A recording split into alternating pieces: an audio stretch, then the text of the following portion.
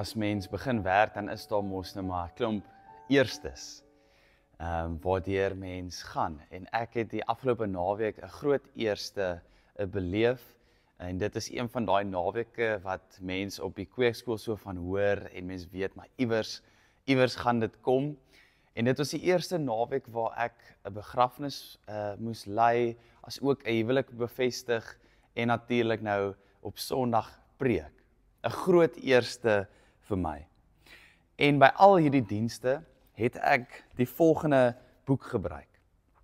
Dit is die handleiding vir die erediens. En dit is 'n boek wat mense help met liturgie, met rituele, met simbole, met gebede, vir byna meeste menslike of verskeie menslike gebeurtenisse in die lewe.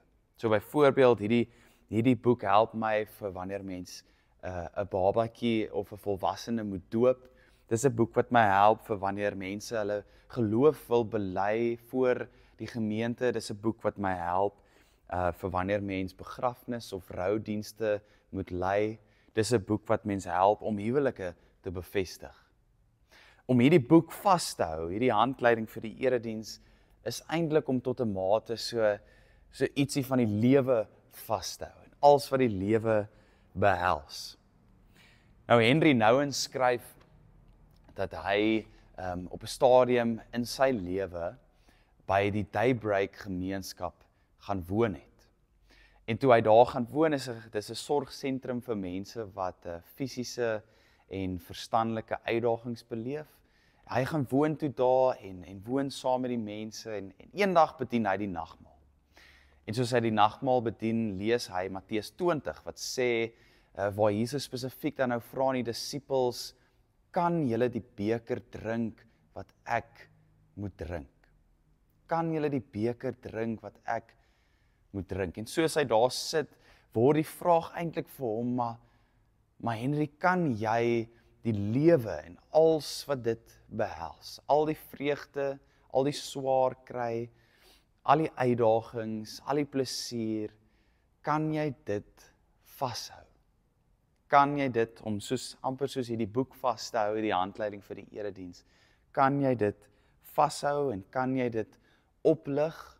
Hy speel nou maar met die idee van 'n beker. Kan jy die beker vashou en oplig tot 'n mate vier, nê? Kan jy dit dan drink en die lewe waardeer vir wat dit is?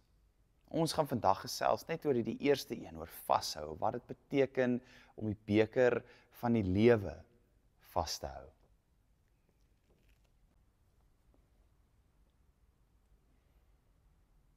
Ek wil jou nooi om vir 'n oomblik jou oë te sluit en dan 'n beker wat in jou kas is te kies.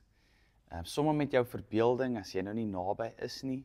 Anders kan jy dalk die video pause en die beker gaan haal, maar somme jou gunsteling beker. Ons almal het ons maar bekers waarvan ons meer hou en minder hou. Kry daardie beker of in die hande of somme in jou gedagtes.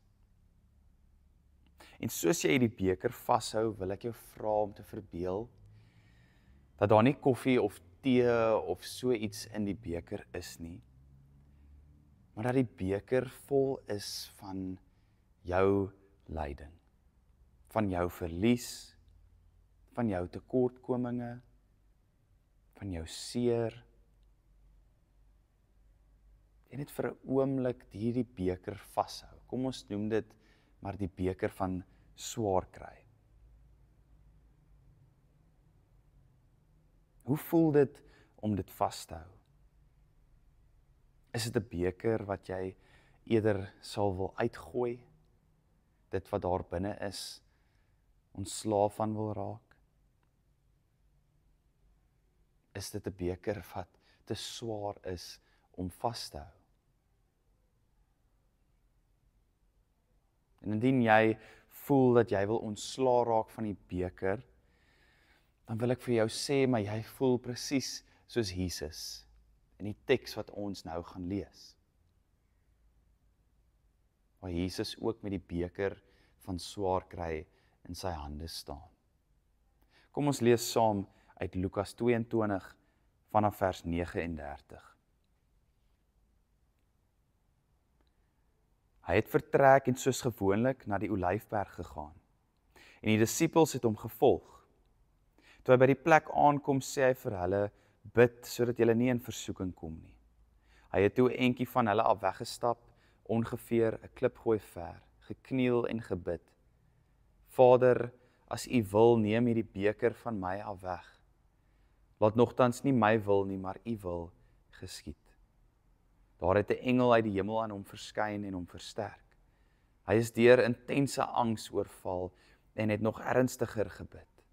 Sy sweet het soos druppels bloed op die grond geval. Toe hy na sy gebed opstaan, gaan hy na sy disippels en vind hulle van droefheid aan die slaap. En hy het vir hulle gesê, waarom slaap julle, staan op en bid, sodat julle nie in versoeking kom nie.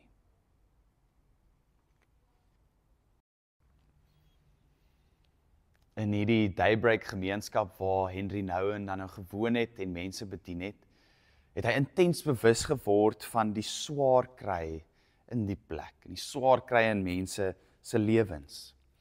Hy skryf spesifiek daarvan Adam. Adam is 22 jaar oud. Adam is 'n jong man wat nie kan loop nie, wat nie kan praat nie, wat nie kan kommunikeer op enige manier nie. En Adam kry daaglikse klein beroertes. Hy skryf ook van Adam se broer, Michael. Michael kan so bietjie loop en so bietjie praat, maar Michael het ook konstante sorg nodig. Beide van hulle het ouers wat lief is vir hulle en wat hulle in hierdie sorgsentrum gesit het, sodat hulle die nodige hulp en ondersteuning kan kry. En soos hy bewus word van elke mens in hierdie sorgsentrum se lyding en se swaar kry, wat ek meen baie duidelik en baie sigbaar is, het hy ook bewus geword van sy eie lyding, sy eie seer, sy eie verlies. Hy skryf oor sy kinderlike soeke na liefde. Hy skryf oor sy onvervulde verlange vir aanvaarding wat hy as 'n jong mens beleef het. Hy skryf oor sy verlange vir sy ouers wat afgesterf het.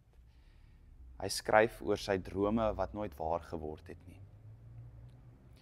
Ek wil hê jy moet gou vir 'n oomblik weer dink aan jou beker, aan jou seer, aan jou beker van swaar kry. En as ons dit dan net kan uitpak vir 'n oomblik, sou ons dalk kon sê dat die swaar kry in jou beker uit drie tipe swaar kry bestaan. Die eerste een is nou maar die swaar kry wat ons beleef as gevolg van ons eie keuses of ten minste ons eie aksies. Dit is die swaar kry in die lewe wat maar 'n gevolg is van ons self en ons eie dinge wat ons doen.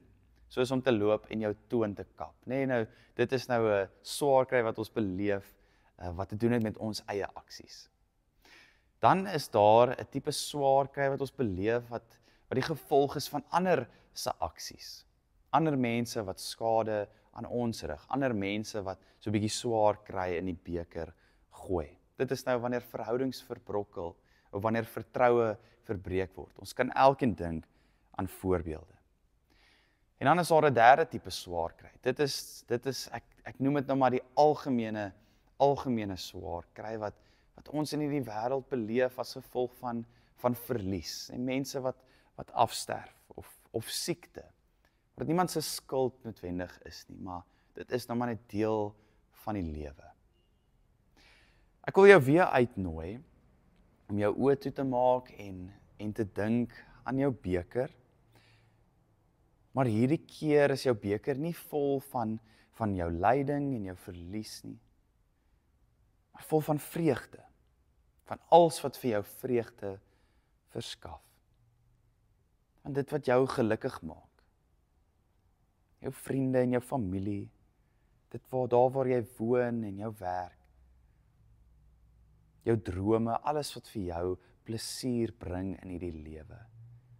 Net vir 'n oomblik hierdie beker vashou. Kom ons noem dit die beker van vreugde.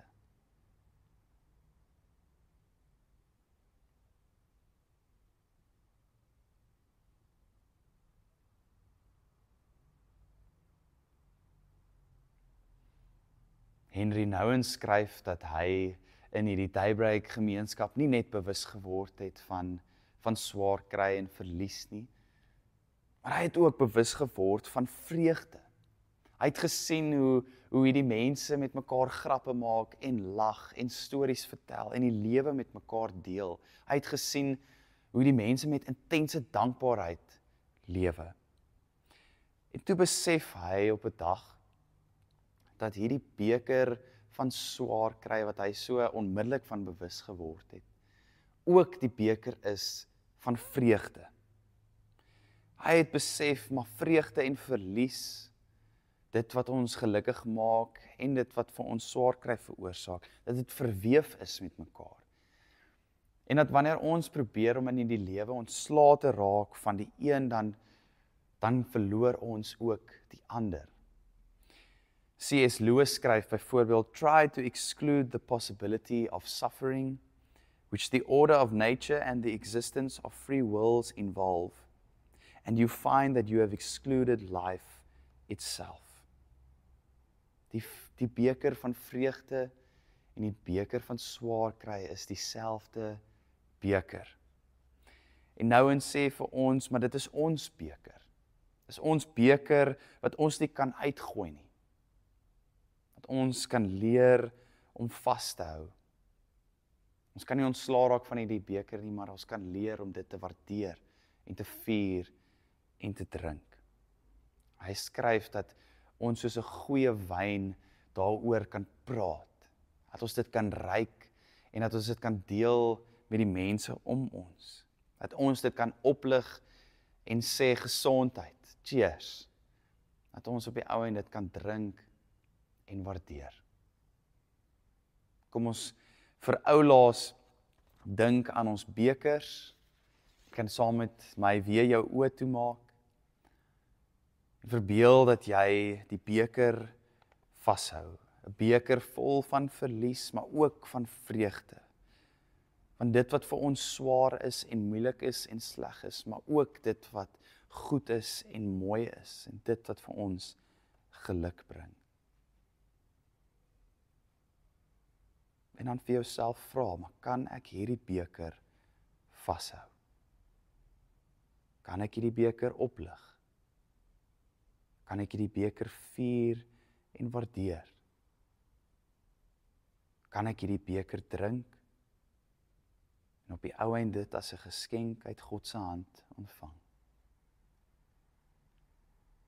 Kom ons bid saam. Here, help dat ons bekers ons help om oop te lewe.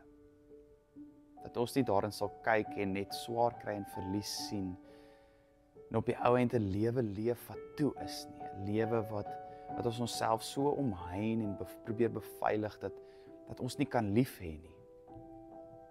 Dat ons nie u stem kan hoor nie, dat ons nie ander kan dien nie. Here, as ons dit doen, dan verloor ons ook die vreugde in die lewe. Verloor ons ook die liefde, dan verloor ons ook hoe goed dit voel om onsself uit te deel aan ander. Om ander te dien. En Here, help dat ons bekers kan vashou en dit kan drink en dat dit vir ons sal help om 'n goeie, oop lewe te leef. 'n Lewe wat mooi is, 'n lewe wat goed is, 'n lewe wat die moeite werd is. Die ewige lewe. Amen.